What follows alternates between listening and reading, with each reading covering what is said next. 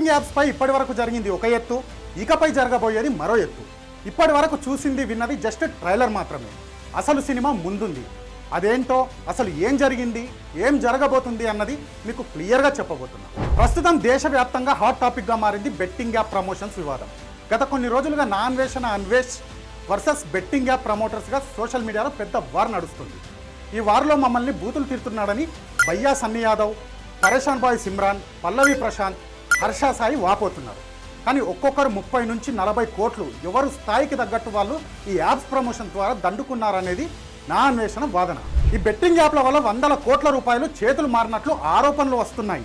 సరే, ఎవరు ఎంత దండుకున్నారనేది పక్కన పెడితే అసలు బెట్టింగ్ యాప్స్ ముసుగులో ఒక చీకటి కోణం ఉంది.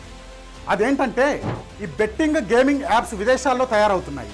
చైనా, ఆఫ్ఘనిస్తాన్, పాకిస్తాన్, కజకిస్తాన్ వంటి దేశాలు ఈ కుట్రలో భాగస్వామ్యులు అన్నది ప్రధాన ఆరోపణ. ఈ బెట్టింగ్ యాప్స్ను ఎవరు రూపొందిస్తున్నారు, ఎందుకు మన దేశంపైకి వదులుతున్నారు అన్నది అసలు ప్రశ్న. దీని వెనక పెద్ద ప్లానింగే ఉంది. ఈ స్కెచ్ వెనక యాంటీ సోషల్ ఎలిమెంట్స్ ఉన్నాయన్నది బలంగా వినిపిస్తున్న మాట. అవును, వాళ్ళకు డబ్బులు అవసరం. దానికోసం ఎంతకైనా తెగిస్తారు, ఎంతైనా చేస్తారు, ఏమైనా చేస్తారు. సులభంగా ఎదుటి వాళ్ళను బోల్తా కొట్టించి ఈజీ మనీ సంపాదించడానికి వాళ్ళు ప్రయోగిస్తున్న అస్త్రమే ఈ betting apps. Google play store, Apple స్టోర్లో కనిపించవు.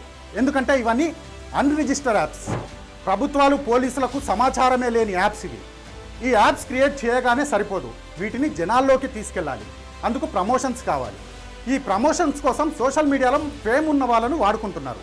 ఈ ఇన్ఫ్లుయెన్సర్లను వాళ్ళు డైరెక్ట్గా contact car. Third party promotion ఏజెన్సీలను వాడుతారు.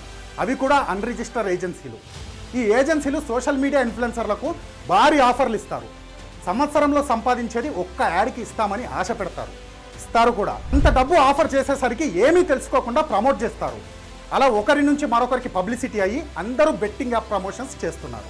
ఇప్పటి వరకు మీకు తెలిసింది ఏంటంటే, యాప్స్ వాడితే డబ్బులు పోతాయి, అప్పుల పాలవుతారు, ప్రాణాలు తీసుకునే దాకా వస్తుంది, కుటుంబాలు రోడ్డు పాలవుతాయి. ఇంతవరకు మాత్రమే మీకు తెలుసు.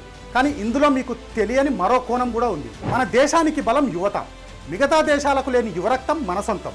సో ఆ బలాన్ని నిర్వీర్యం చేయడంతో పాటు దేశ ఆర్థిక వ్యవస్థని దెబ్బతీయడం కోసం మన మీద ఇండైరెక్ట్గా జరుగుతున్న యుద్ధం ఇది. గతంలో మాదిరిగా తుపాకులు, బాంబులు పట్టుకొని ఇప్పుడు యుద్ధం చేయట్లేదు. ఇప్పుడు సైబర్ వార్ ద్వారా టెక్నికల్గా చేస్తున్నారు. టెక్నికల్గా భారతదేశం మీద జరుగుతున్న యుద్ధమే ఈ బెట్టింగ్ యాప్స్. ఈ కోణంలోనూ దర్యాప్తు సంస్థలు దృష్టి పెట్టాలి, విచారణ చేయాలి. నేను అడుగుతున్న ఈ సోషల్ మీడియా ఇన్ఫ్లుయెన్సర్లను, మీరు ప్రమోట్ చేసే యాప్స్కి ఓనర్ ఎవరో మీకు తెలుసా? ఎక్కడ క్రియేట్ అయ్యాయో తెలుసా? డబ్బులు వస్తున్నాయి కదా అని ఇష్టం వచ్చినట్లు ప్రమోట్ చేస్తే ఎలా? For more videos like this, subscribe Big TV channel.